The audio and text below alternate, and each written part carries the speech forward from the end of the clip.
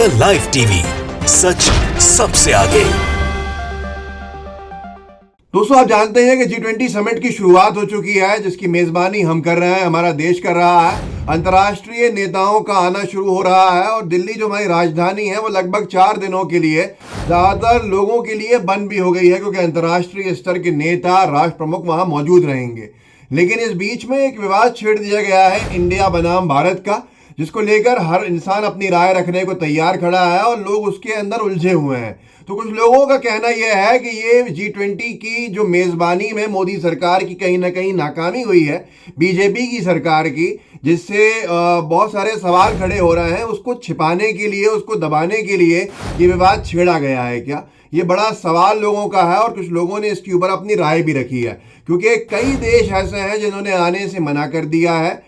मोदी सरकार की कुछ नीतियां ऐसी रही होंगी या क्या बात ऐसी रही होगी, बहुत सारे देश आ भी रहे हैं, जैसे यूएस आ रहा है, कनाडा आ रहा है, फ्रांस आ रहा है, यहाँ के राष्ट्र प्रमुख आ रहे हैं। लेकिन कुछ देश ऐसे हैं जहाँ के राष्ट्र प्रमुखों ने आने से मना किया है। मैं उनके बारे में आपको विस्तार से यहाँ बताऊंगा। एक ट्विटर पे यूजर ने, शुएब, उन्होंने लिखा है, ट्वीट में अपने 3 ट्वीट्स का थ्रेड डाला है। इंडिया और भारत का प्रोपेगेंडा खड़ा कर G20 की असफलता को छुपाया जा रहा है।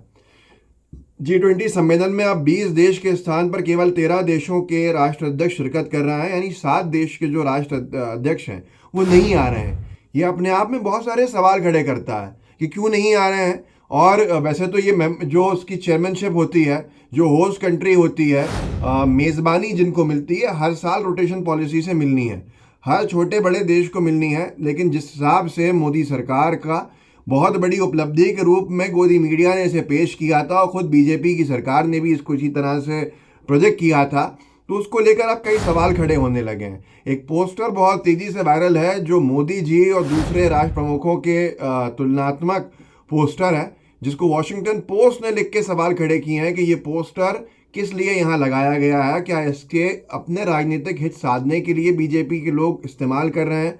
तो वो बहुत सी चीज़ें हैं, क्या उससे कुछ राष्ट्र प्रमुख नाराज़ हुए? मैं आगे पढ़ता हूँ। इन्होंने लिखा, G20 सम्मेलन में अब 20 देश के स्थान पर केवल 13 देशों के राष्ट्राध्यक्ष शिरकत कर रहे हैं। 7 देशों के नेताओं ने G20 कार्यक्रम में आने से किया इनकार। चीन, रूस, जर्मनी और सऊदी अरेबिया जैसे बड़े राष्ट्र G20 में नहीं आ रहे हैं। G20 कार्यक्रम में लगभग 2 लाख लोगों के आने का अनुमान मोदी सरकार ने लगाया था और अब तक केवल 70,000 लोग ही आए हैं।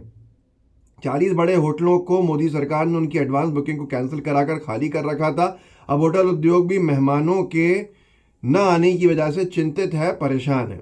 G20 कार्यक्रम में 24 घंटे का समय बचा है। मोदी सरकार ये समय किसी तरह व्यतीत करना चाहती है जिससे G20 पर बहस न हो सके और मीडिया सहित लोग G20 की सफलता का प्रश्न न उठा सकें। ये कौन यूज़र है मैं नहीं जानता हूं, पर इनके ट्वीट जो हैं वो बहुत तेज़ी के साथ ये वायरल हुए हैं। तो अगर आप देखेंगे तो चाइना की जो फॉरेन मिनिस्ट्री है, उनके प्रवक्ता ने भी, माओ निंग हैं, उन्होंने कह दिया था पहले ही कि हमारे शी जिनपिंग नहीं आ रहे हैं, हमारी तरफ से ली क्वांग जो हैं वो रिप्रेजेंट करेंगे चाइना को। मतलब साफ कर दिया गया था कि शी जिनपिंग अपनी हाजिरी वहाँ पे नहीं दे रहे हैं और वो शामिल नहीं हो रहे हैं। ऐसे ही पुतिन ने भी, जो रशिया के प्रेसिडेंट हैं, उन्होंने भी इन्फॉर्म कर दिया था प्रधानमंत्री जी को कि वो भी G20 समिट जो दिल्ली में होने जा रहा है उसमें शामिल नहीं हो पाएंगे। रशियाज फॉरेन मिनिस्टर सर्जी लावरोव जो हैं वो रिप्रेजेंट करेंगे कंट्री को, राष्ट्राध्यक्ष नहीं आएंगे। यूक्रेन के प्रेसिडेंट जेलेंस्की ने कहा कि वो नहीं जा रहे हैं न्यू दिल्ली के समिट में, क्योंकि उनको कोई इनविटेशन ही नहीं मिला है, ऐसा उनका कहना है। न्यूज़ 18 ने एक रिपोर्ट छापी है जिसको मिंट ने कोट किया है कि कई देश ऐसे हैं जिन्होंने अपनी अटेंडेंस अभी तक कंफर्म ही नहीं करी है। 2 दिन बचे हैं अभी तक। Saudi Arabia, south Africa, Mexico, Japan, Italy, Germany, Indonesia, Brazil और अर्जेंटीना ने अपनी शिरकत के बारे में स्पष्ट नहीं किया। लेकिन जहाँ तक मेरी जानकारी है, शायद जापान ने कहा कि जापान के राष्ट्राध्यक्ष शायद आ सकते हैं। ये सारी चीज़ों के बाद ये बात और उठ जाती है कि क्या बीजेपी की सरकार से G20 समिट नहीं संभला है?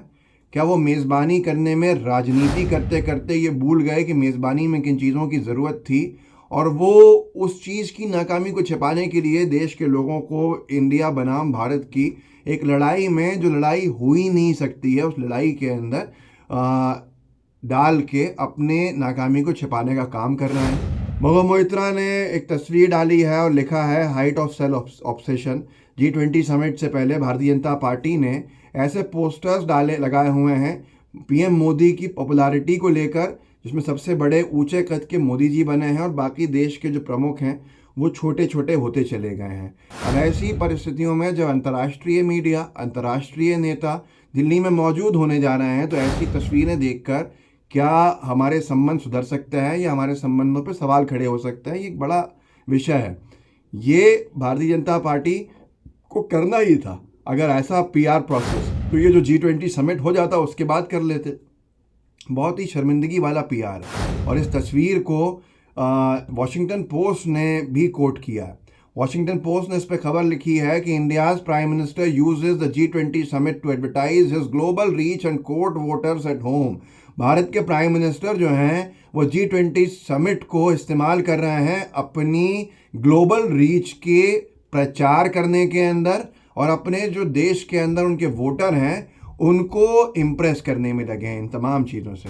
ये बहुत सारे सवाल जो खड़े हुए हैं, इनके जवाब भारतीय जनता पार्टी के नेताओं के पास नहीं है। पहले तो इतना बड़ा हवा बनाने की क्या ज़रूरत थी G20 के समिट को, जब हर देश उसकी मेज़बानी, जो 20 के 20 देश हैं रोटेशन के हिसाब से, सब देशों को उसकी मेज़बानी मिलनी है और मिलनी थी। ब्राज़ील कर चुका या करने वाला है, सिंगापुर जो है वो, इंडोनेशिया जो है वो कर चुका है। ये तमाम चीज़ें हैं या करने वाला है, ये तमाम चीज़ें हैं, जितने देश हैं वो सब करने वाले हैं या सब कर चुके हैं। उसके बावजूद भी इतने सारा उसके एडवर्टीज़मेंट पे खर्च किया, ऐसा लगा जैसे मानो मोदी जी की उपलब्धि हो, जबकि वो रोटेशन में हमें 2023 में मिलना ही था G20 का होस्ट करना।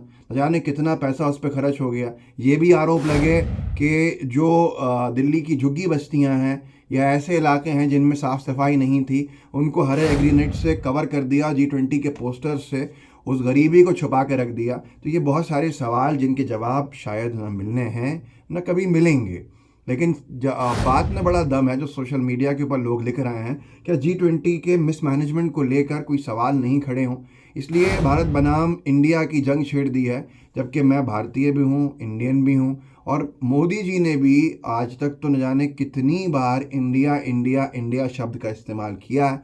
बीजेपी की सरकार की नीतियाँ, मेक इन इंडिया हो, खेलो इंडिया हो, तमाम इंडिया के नाम से योजनाएं बनी हों, ये तमाम चीज़ें जो हैं ये बड़े सवाल खड़ी करती है।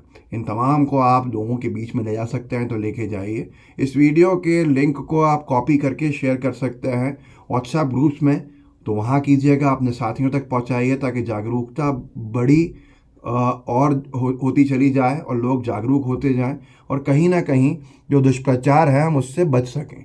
लाइव टीवी को सब्सक्राइब भी ज़रूर कीजिएगा। जय हिंद, जय भारत। द लाइव टीवी, सच सबसे आगे।